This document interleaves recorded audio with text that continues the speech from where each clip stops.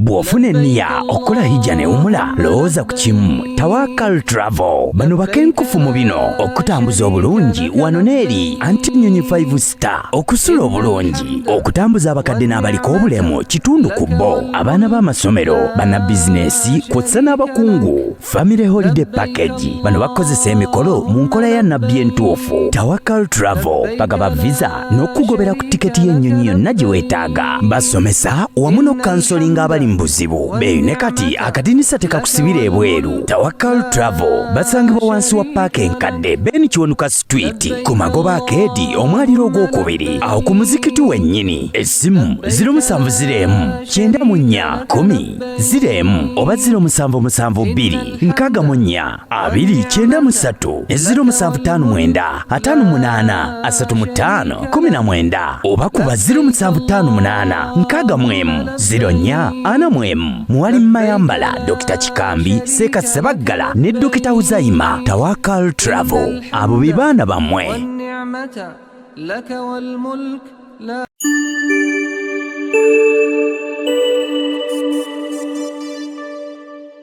إن الحمد لله نحمده سبحانه وتعالى ونستغفره ونستهديه ونؤمن به ونتوكل عليه. نعوذ بالله من شرور أنفسنا ومن سيئات أعمالنا. من يهده الله فلا مضل له ومن يضلله فلا هادي له. أشهد أن لا إله إلا الله وأشهد أن محمدًا عبده ورسوله الذي بلغ الرسالة وأدى الأمانة ونصح الأمة وجاهد في الله حق الجهاد حتى آتاه اليقين. أما بعد، فيا أيها المصلون أوصي نفسي وإياكم بتقوى الله عز وجل القائل في كتابه العزيز: أعوذ بالله من الشيطان الرجيم، بسم الله الرحمن الرحيم. يا أيها الذين آمنوا اتقوا الله حق تقاته ولا تموتن إلا وأنتم مسلمون. الآية. يا أيها الذين آمنوا اتقوا الله وقولوا قولا سديدا يصلح لكم أعمالكم ويغفر لكم ذنوبكم ومن يطع الله ورسوله فقد فاز فوزا عظيما. إخوة في الله، يقول سبحانه وتعالى أيضا: بسم الله الرحمن الرحيم. ألم نشرح لك صدرك ووضعنا عنك وزرك الذي أنقض ظهرك ورفعنا لك ذكرك فإن مع العسر يسرا. إن مع العسر يسرا فإذا فرغت فانصب وإلى ربك فارغب. أما تنبوشتي والله سبحانه وتعالى ويا الله تبارك وتعالى تسمد النقر عليه رنقب الجمعة.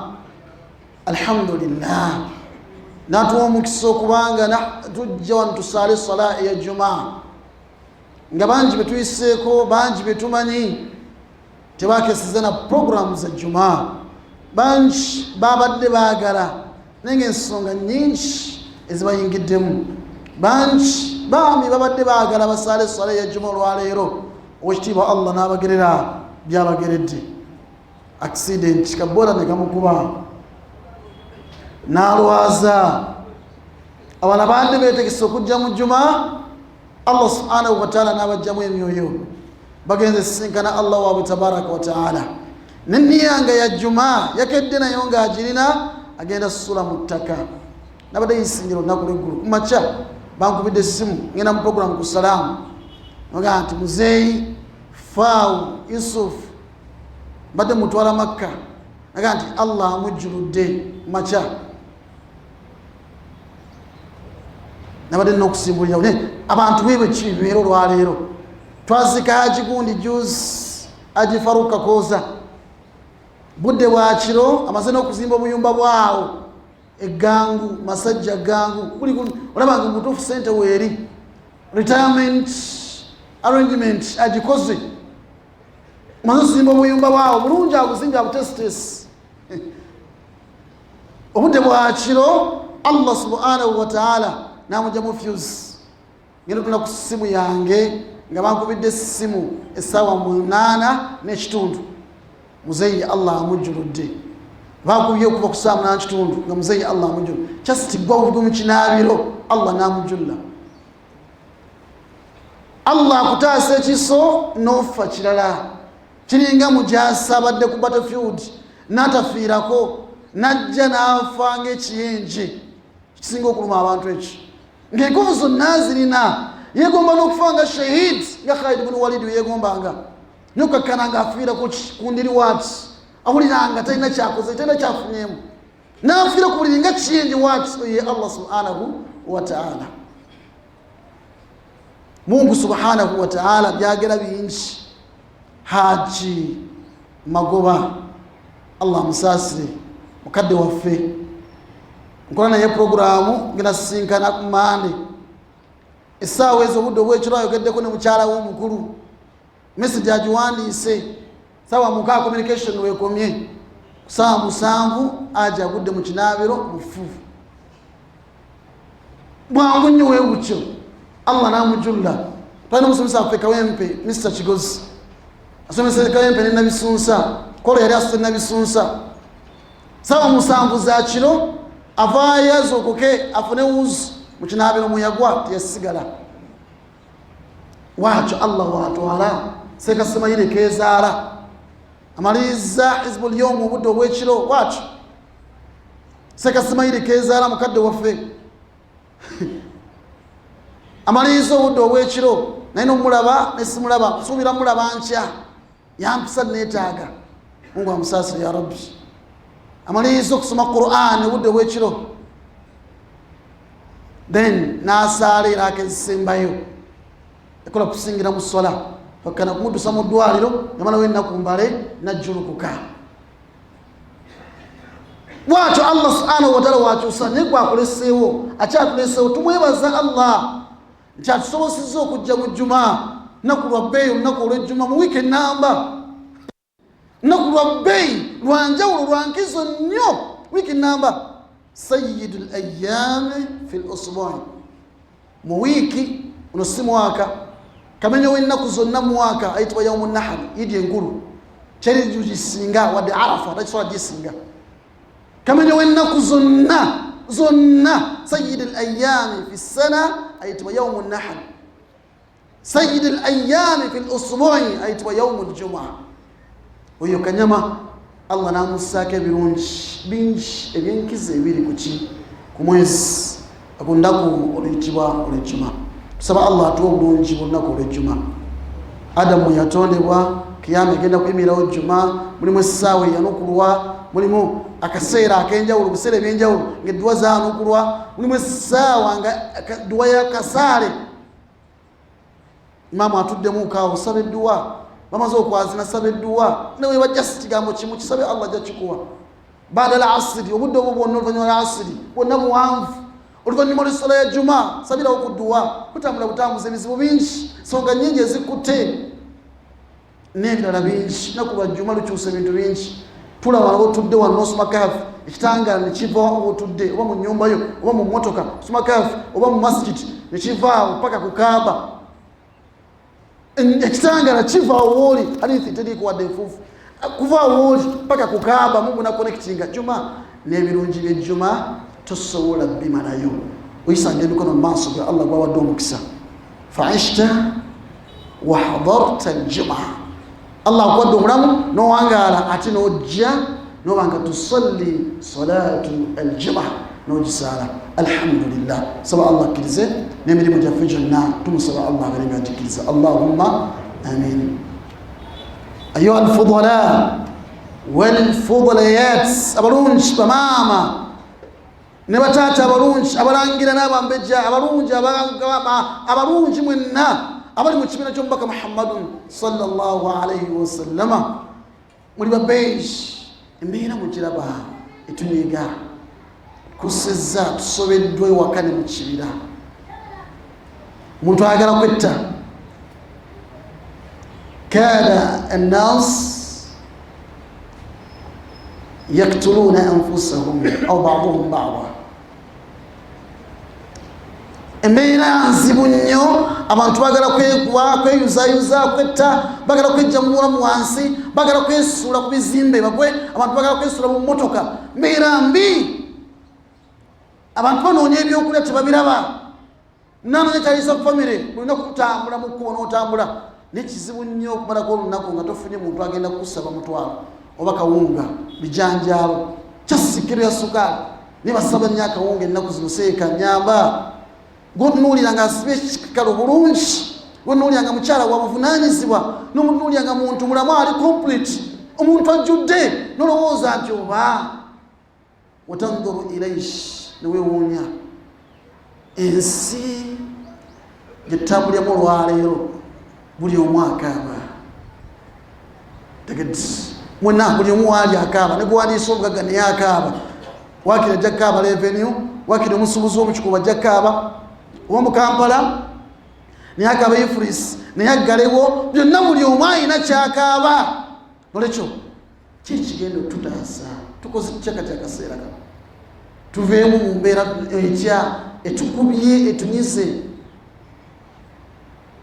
ebitukutte bingi baana bagenda kuwummula fees batunakunuulidde bagenda kuwummula twetaaga ekyokubaliisa bagenda kuwummula neweeraliikirira buli kaseera weeraliikirira buli mbe tuli awo etyo tolina mirembe webabeera ku ssomero weeraliikirira obakuba fees webadda noweeraliikirira okubaliisa tayimu etuuka nga oyagala bazzaayo ku ssomero neweeraliikirira tubeera mu kweraliikira kikyokka bwe bulamu bwetambulyamu olwaleero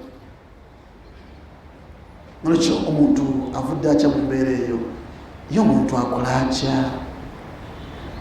number one ekisooka bikukkiriza bikwana abalungi ekyo kikulu nnyo acceptance nti tewali mbeera katonda gyeyagereka gyeyatonda nga yakubeerawo lubeerera ekyo accepting nti kirina okubaawo taimu ejatuuka nga alhamdulillahi amaziga taimu etuuke nga yassanyu tembiraba bulijjo tuba ddwaliro lyerimu mwe muzaaliddwa abaana mu ddwaliro lyerimu mwe muli eggwanika tufulumya mayiti wano tufulumya mwana muwala mulenzi balongo basatu abazaaliddwa tugenda kulyakiika ebidaala byakiika ebidaala byamaziga ebidaala byakiika ebidaala bya dduwa z'abafu ebidaala byakiika ddala bitukuŋŋaanyiza mu mbeera yakufa gutyo etubeera yensi wetu weeri kino kijja kubaawo tufune n'ekirala ekyaccepting embeera gy'olimu eno ng'ogikkiriza nti weeri then n'omanya ani agenda ogijjawo kigenda kukuyamba okubbuluka okuva mu mbeera eyo biidhinihi jalla waala tukimanye mikwano gyaffe nti allah atonda bibiri bibiri omusana obudde obw'emisana n'ekiro ebbugumu n'obunyogofu ebyo na allah yabitonda mungu yatonda omwezi n'enjuba kizikiza n'omusana wakyo allah kizikiza kitangaala mungu watonda allah yatonda ekisajja n'ekikyala birina okubaawo essanyu n'ennaku right amaziga n'enseko ebirina okubaawo waliwo enjala waliwo n'omukkuto byonna birina okubaawo ebyo allah yabitonda naye enjala ebaawo n'olya nobeera kkiriya noweerabira n'enjala tegeti n'okola emirimu n'ozukka n'okoowa n'omala n'ofuna otulo n'oweebaka n'ozukka n'ozukuka ebyo webiri nga kino we kijja tinekyambala kinne waakyo tulina abampi tulina abawanvu tulina abanene tulina abatono ebina webiri otamala bikkiriza ebino weevumya embeera gy'olimu structure gy'olimu ne allah engeri gyakutondamu awo otagenda ku appreciate na kukyuka nakuva mu mbeera gy'olimu bantu bakosezza obumpi to earn money ina bivubuka bino ebinigeria bimpi juni naye bikozesezza ebyo binigeria biri awo naye bifunye sente empitirivu omuntu alinanga omusajja sebabi yaacceptinga nakkiriza obubi bwe nawasa omukyala nga yeywa akyatukula nafuuka celebrity just mubwa sebabi acceptance kikulu. Acceptance, okukkiriza nti kino wekiri naye nsobola okivaamu. Sebabisi ono yadigidanga tegeti twalina omusajja n'ofoono nakkiriza nti ndi muwanvu kyatandika ng'ekivumo naye kituuka tayimu nga ofoono tekyali kivumo nga buli akola ekintu ekiyinza okuba nga kisika abantu ofoono soda ntufuna ofoono oli omuvubuka n'azaaliddwa mabega kaawo nga yazaalanga n'abakadde tebagala mulaga bantu n'amaaso we gatyo n'omuntu ogwo yakola bwe gutyo olwaleero anyenyanyenya emitimbagano ensi yonna anyenyanyenya ati tenge naye temumanyi olwaleero.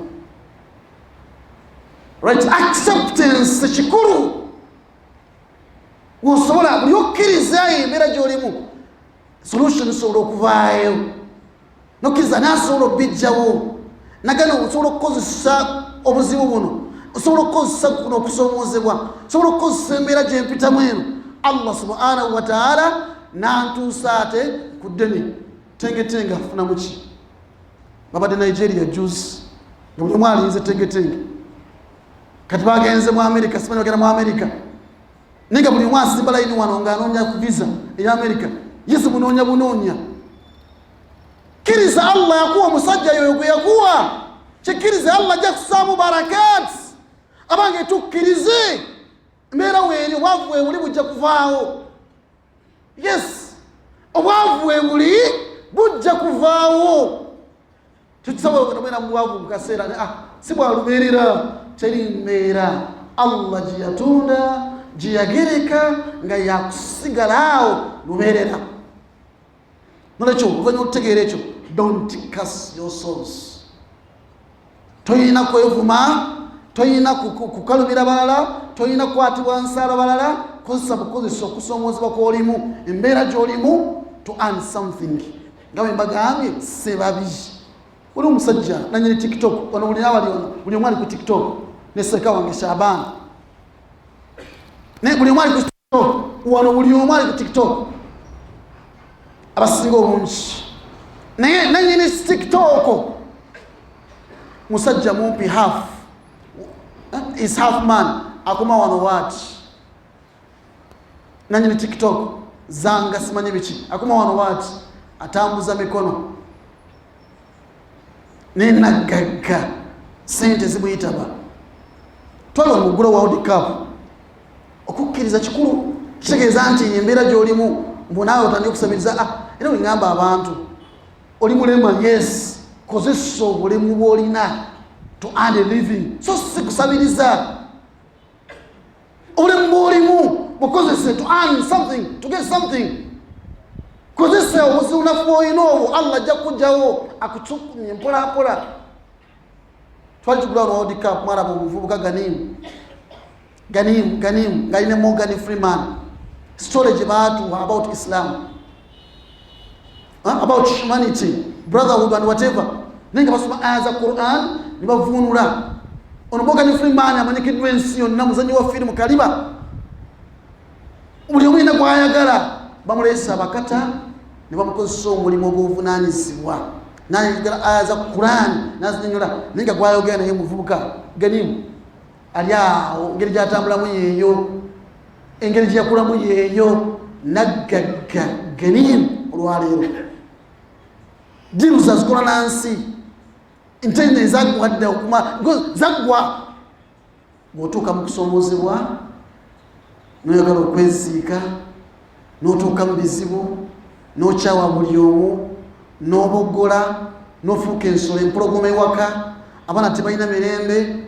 mukyala talina mirembe ofuna obuzibu okusomoozebwa egamba n'olabanga ebyamungu bivaako n'okukkiriza Allah kyabakoze ki kyabagezi okusomoozebwa okuba kuzze tukozese ng'ensonga etutuusa ku kinene kyetwagala insha Allahu taala. Short of that tukyakaaba nnyo kyeri embeera etasobola kuggwawo buli kimu kyonna kirina eddagala buli bulwadde bulina eddagala kaweere bulwadde ki kabeere embeera ki bisobola okukyuka mu biidhini jalla waala kyetugamba Allah subhanahu wa taala anyumiza omubaka Muhammad sallallahu alaihi wasallam bamukubye bambi byekubye nabbi sallallahu alaihi wasallam ageze mu social boycott babasibiddeeyo for 3 years maze emyaka 3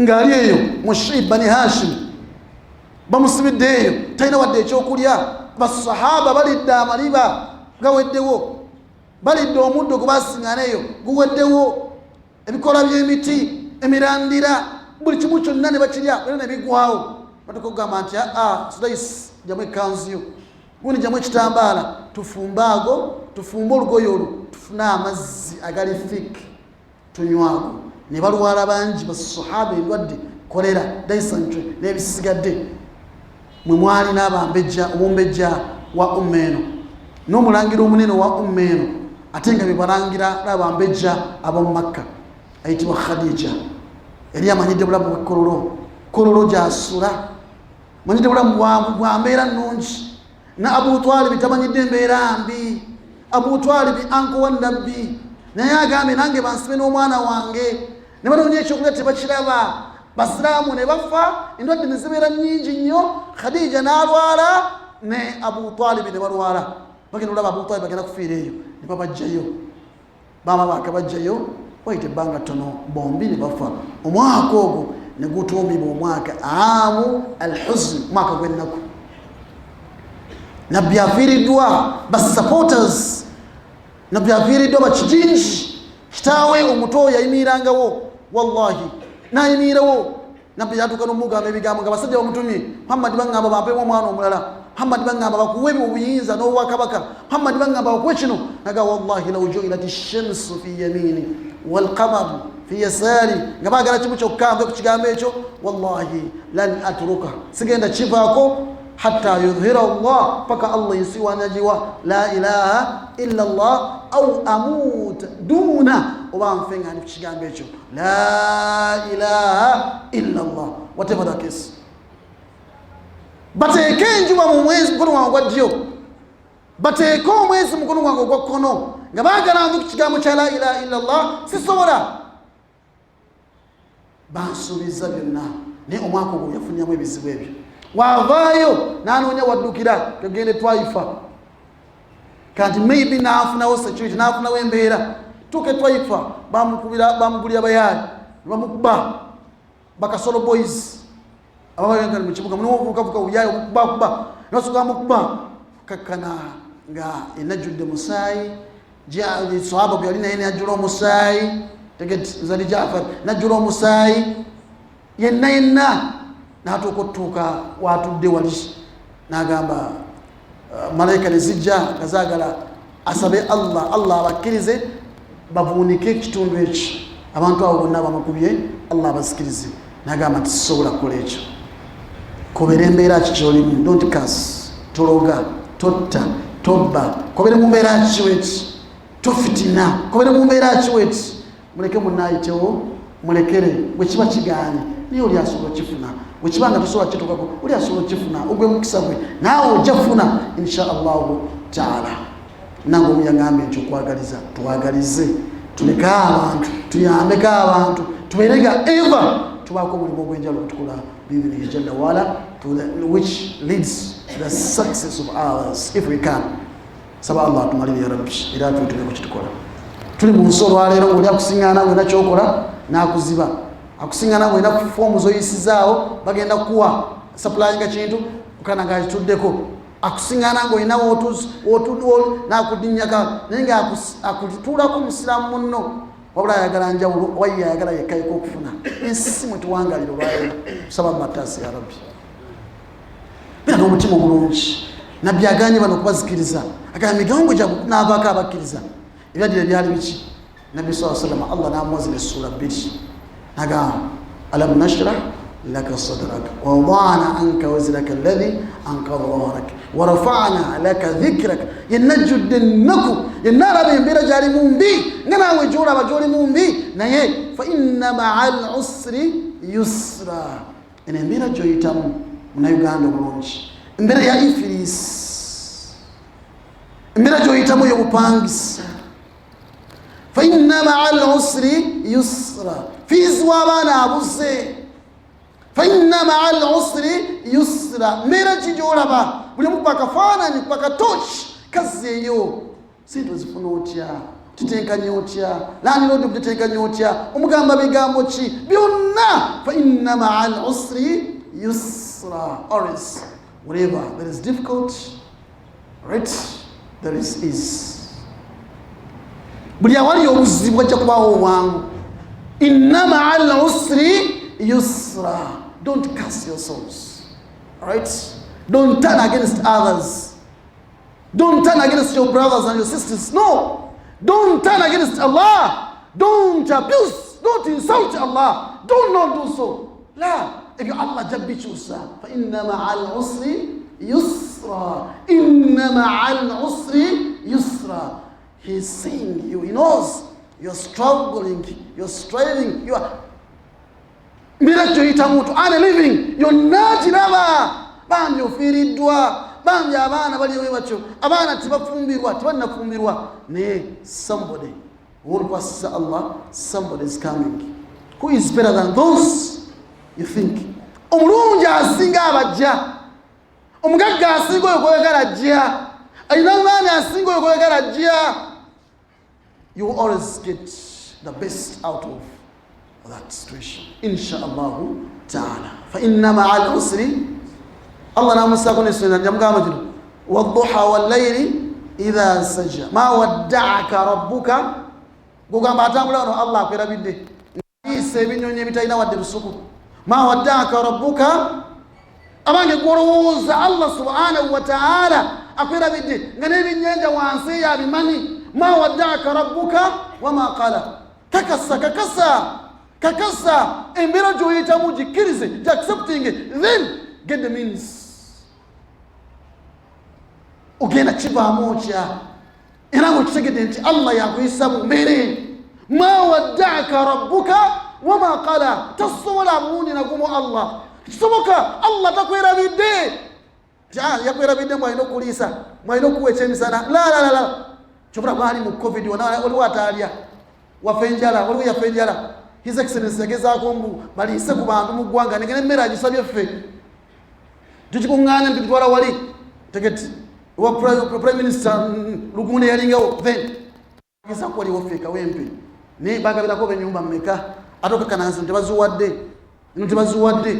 tebasobola tuliisa, tebasobola. Biringa bya Sulaiman yagamba nti nze ngenda kuliisa ensi yonna, Allah wampa obwakabaka naye kankuŋŋaanye ebyokulya mbaliisayo omwaka. Mungu namugamba tosobola. Gwotunuulya naawe gwogamba gwosaba omulamu munene nnyo w'amaanyi naye mwavu. Tegeti Mungu namugamba tosobola. Kale bampeyo emyezi mukaaga tosobola. Kale bampeyo mu mwezi tosobola. Allah bampemu wiiki yokka weeti tosobola. Naye ole kiremeddeko kambakuwemu olunaku. Nakuŋŋaanya emmere okumala ebbanga. Sulaimaani nakikuŋŋaanya okumala ebbanga. Time netuuka naga Allah ndi ready. Allah najja mu nnyanja ekitonde kitono nnyo weekiti. Si kinene kitono nnyo weekiti. Nekiri emmere yonna kyokka, nekiri emmere yonna kitonde kyokka weekiti. Nekimutunuulya kiti Sulaiman ayina olaba emmere gwawo, ebyokulya bigwawo. Naga Sulaiman jamaani ndeetaaga haki yange.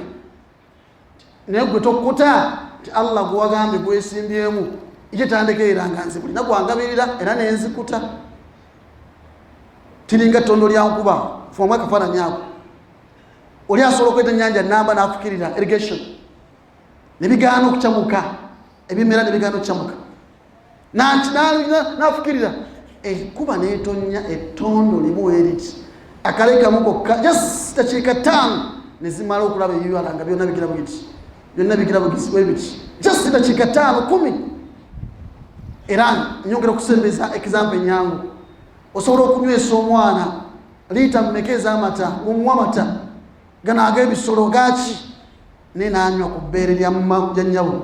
Just ebirungo ebiri mu bbeere ly'amaani Allah byassa mu bbeere byanjawulo byankizo. Gino mulengera nga yooyo n'ekirwadde kikoze eki yenayinayina ateredde ebbeere lijjuddemu eddagala lirimu ebirungo bingi n'ebisigadde bingi. Mubitegedde oba? Sulaimaani yagezaako okuliisa, tiyaliisa bantu bonna, ekitonde kimu kyokka weekiti tekyakkuta nakukkuta ng'emmere gimuŋŋaanyiriza emyezi. Betubala nti bagagga nabo baavu, betwagala batuwe nabo baavu. Waliwo atakwesa ma wadda'aka rabbuka wama qala walal akhiratu khayrun laka min al-ula. Embeera gy'oyitamu ogiraba nti mbi naye ate ebijja bye birungi. Ebirungi ebijja, embeera gy'ogenda okufuna maaso awo yejja, ennungi yejja. Walal akhiratu khayrun laka min al-ula. Laba Allah wawunzika wana kigambo kyendereetaga wala sawfa yutika rabbuka fatarda. Wala sawfa yutika rabbuka fatarda. Allah wagenda kuwa nawe ogenda kusima. Wala sawfa yutika rabbuka fatarda. Allah wagenda kuwa ni nawe ogenda kusima. Tugenda kuddamu kaaba tekyali masiga malala. Obitegedde oba bigambo by'olwaleero embeera gye tuyitamu weeri. Let us embrace it, let us accept it. Tunoonye ani asobola gitujjamu. Tetusobola gyejjamu, tukunjasobola gyenzijjamu, kikkirize nti Allah agenda gijjawo. Then device means Allah wayisiza ekigambo kye, kiragiro kye. Weba bwavu tandika saawa omudaala, tandika n'empuuta, tunda kasooli, siika ebinyeebwa, tosabiriza mu Allah majja okussa baraka. Weba bwavu nga bukulaba kuba engatto, tambuza by'otambuza. Ate time ti Allah ajja kuleeta abagenda okulya nakati, abagenda okulya amatooke. Togenda kuba na dduuka nga lyakitasimbwa nga lyagano abagagga baawano. Ojja kuba mpola mpola tandika. Yanga yatandika mpola. You always talk about that story. Yanga ngali mundeebawa yava ewaabwe gye yava tegeti ng'ajjidde ku loole n'ajja n'asigala wano munyini mundeeba. Yanga n'atandika okukuba engatto waayera, n'akuba engatto waayera ng'obusente waatereka. Buli mwayita yanga yanga yanga yanga. He owned himself that name. N'atandika genda n'abagagga okusuula e Nairobi, atandise okusuula e Japan. As I speak to you now, simanyi bizimbe byalina, nakumusomesa ku Bwarabe nga mbitegeerako. Naye kati as I speak to you now, simanyi bizimbe byalina. Bagagga gye yava luddawa, bantu bavudde wansi ne bakuwulira stories zaabwe, ate gwe by'onyooma. Babigamba naawe kola emirimu w'egityo bw'oginyooma. Abantu bagagga walidde mu mmere, bagagga walidde mu takisi. Katongole afudde mugagga, Allah amusaasire. Abantu bali mu mmere wano bayuhuru piraawo gwe bamanyiddemu. Tuuka restaurant tegeti Mandera kati saawa zinogera ku Javels mmere. Wate by'onyooma. Abantu bakola outside catering olwaleero. Naawe tandika mpola mpola mpola. As life goes on ojja kulaba nga waliwo improvement nga n'abaana obayigiriza biidhinihi jalla wa ala. Aqulu ma tasma'un wa astaghfirullah. Muhammad sallallahu alayhi wa sallama sharra al-umur muhdathatuha wa kullu muhdathatin bid'ah wa kullu bid'atin dalalah wa kullu dalalatin fi an-nar. Abalungi abaagalwa, walowooza nti bigenda kukyuka. There was a time here nga buli omu gy'agenda n'afukamira president w'ensi yonna wa Africa, buli omu agenda n'afukamira. Actually nga president w'ensi yonna Abafaransa baafukamira gyali n'abawa ssente, n'ensi abazungu mpitirivu nga zifukamira n'aziwa ssente. N'agenda mu America n'ajoga, agenda ne katenti ke n'emmere ye ne gaasi n'emmere neyefumbira. N'ajja wano ewaffe n'akola enkuŋŋaana bbiri. N'okulumu yajja n'ayita abakulembeze bano wa Africa, omwali president wa wano ne Kagame n'abaala n'abayita ebyobusiraamu n'akolako daawa ku levo ye, bamuyita Kano Muammar Gaddafi. Time yatuuka nga wotasuubira nti basobola okukyuka ng'ensi ekyuse. Bali biri olwaleero mu nsi gye bali banoonya bubudamu. Mu nsi yaabwe gye balimu kizibu nnyo singa n'ejjuma etebinkedde mu bitundu ebimu. Bikyuka, bisobola okukyuka nga bidda ku sayidi yo nga birungi.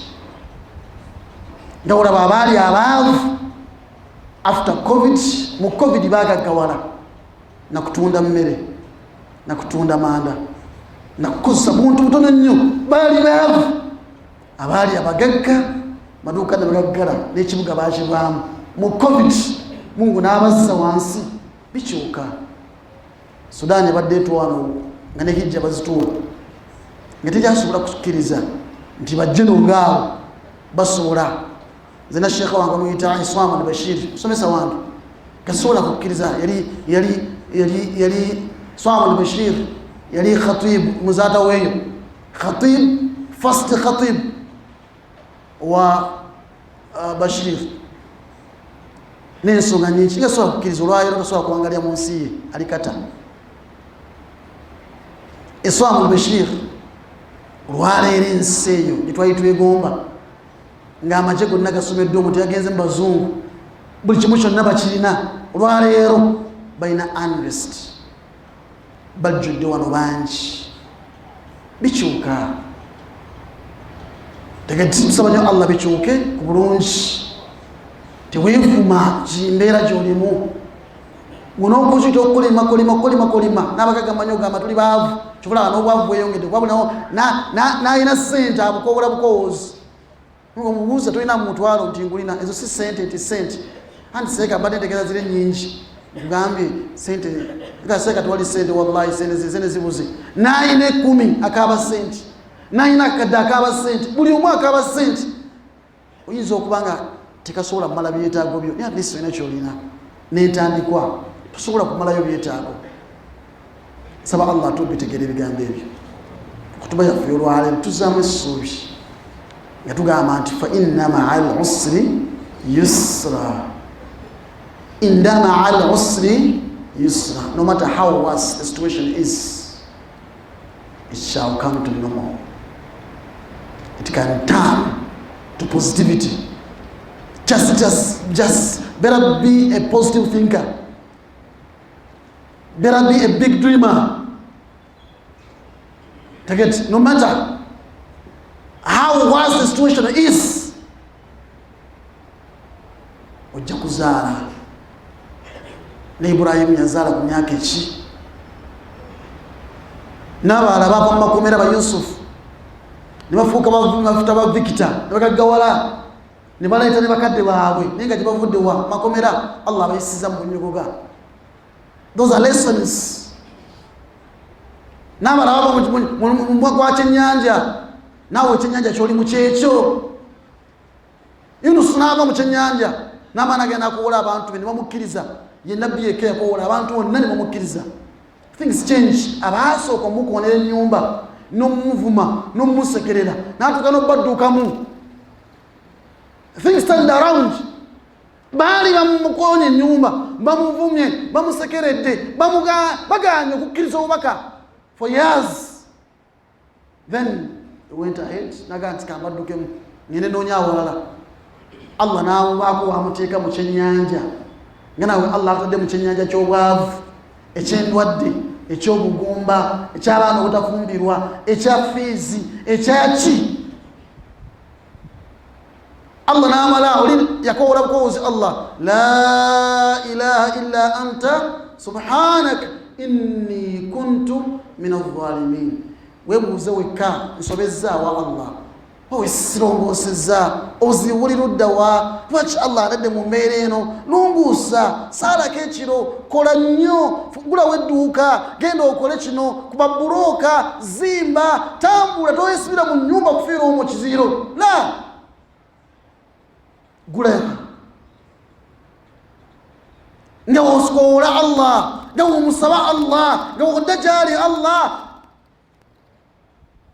ajja kuddamu nga yadda fastajabna lahu yayanukula Yunus nagamba ekyennyanja kimuwandule nkimuwandula agenda okuvaawo nadda mu bantu be abantu bakkiriza bukkiriza okusinza ku mbeera ebadde etuuseewo bonna ne basiramuka ye nabbi yekka bannabbi bonna emitwalo 12 plus abaakowola abantu ne basiramuka bonna agenda kujja n'abantu be bali mu mitwalo 12 era abantu be bagenda okujja nabo nga bonna mu'minun muslimun mu'minun bamukkiriza saba Allah tuwe ebyokuyigamu ekyo Allahumma Natumaliza buli onoonya obulungi,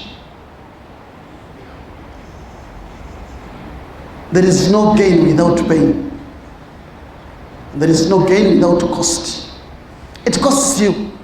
Buli onoonya obulungi owaayo, ojja n'osala ejjuma n'oggalawo edduuka, ojja n'okwata ku nsawo n'owaayo, n'okwata olukumi n'oluwaayo. Buli kiisi alina obwetaavu. Ebikyangu nnyo, fomula nyangu bye tuyitamu ffenna. Mungu mugambe tegeti Allah wange ABCD ekyange nkirina ninkoze ogugwo mpaddeyo. Allah wange nsaba nange nte.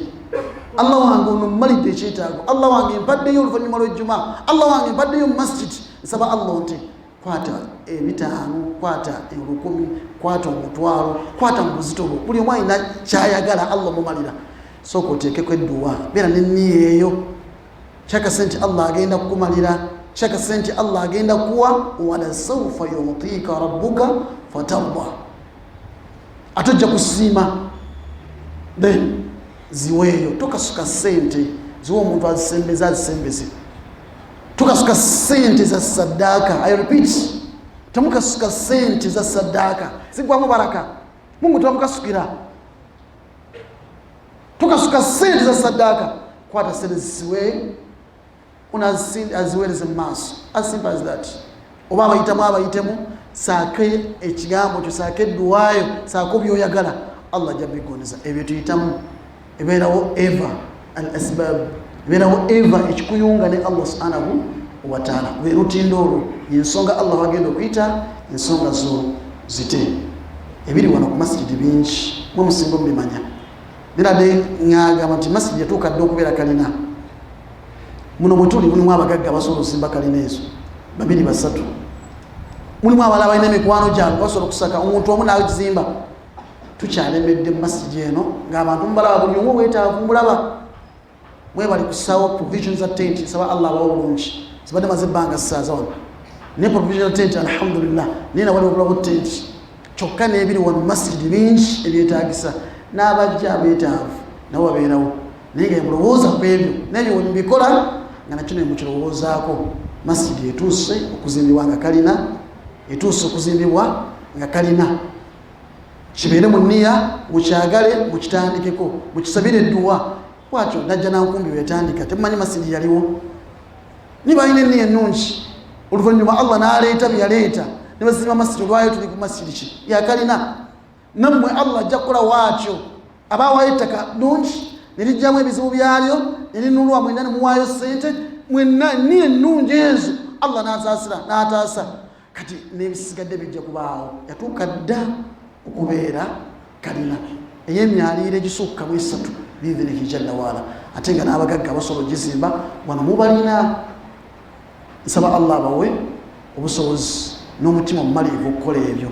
Mujje muteese ku ekyo, oba n'ogamba okyesimbamu buwomu, kyesimbemu buwomu. Nsaba Allah akumalire era abeerengako obulungi. Inna Allaha wa malaikatahu yusalluna ala nabi ya ayyuha alladhina amanu sallu alayhi wa sallimu taslima.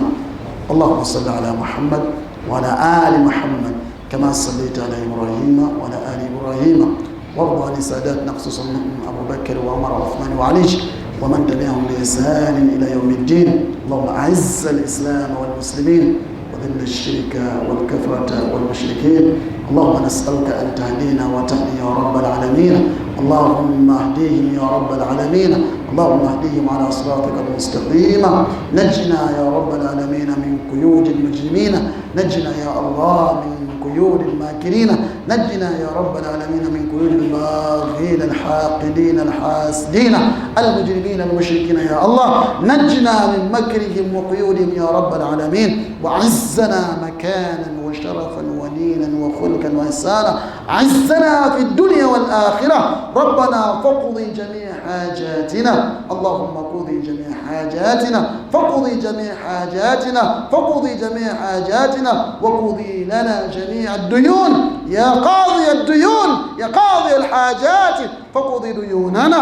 فاقضي ديوننا. فاقضي ديوننا. فاقضي ديوننا وتولى أمورنا. ربنا تولى أمرنا. ربنا تولى أمرنا. إنك إنك ولي ذلك والقادر على ذلك. وأصلح لنا الدنيا والآخرة، أصلح لنا الدنيا والآخرة، أعزنا في الدنيا والآخرة، أعزنا وأعز يا رب العالمين. والمصلون في هذا المسجد يا رب العالمين أعزهم بعزك المانع، اللهم أعزهم إنك ولي ذلك والقادر على ذلك. ربنا آتنا في الدنيا حسنة وفي الآخرة حسنة وقنا عذاب النار. فارزقنا الطواف بالكعبة المشرفة والسعي عند الصفا والمروة. اللهم ارزقنا الطواف بالكعبة المشرفة، اللهم والسعي عند الصفا والمروة. ارزقنا يا رب العالمين يا الله المبيت بمنى ومزدلفة والوقوف بالعرفات يا الله. وارزقنا يا رب العالمين يا الله الوقوف بالعرفات حجاجا ومعتمرين وزوار يا رب العالمين. ربنا ارزقنا يا الله زيارة لقبر النبي صلى الله عليه وسلم، تسليمات عند باب السلام يا الله. وارزقنا صلاة بروضة الشريفة. رب اغفر وارحم وأنت أرحم الراحمين، واغفر لنا والوالدين وارحمهم كما ربونا صغار. اللهم صل وسلم وبارك على سيدنا محمد وآله وصحبه وسلم وأكل الصلاة. الله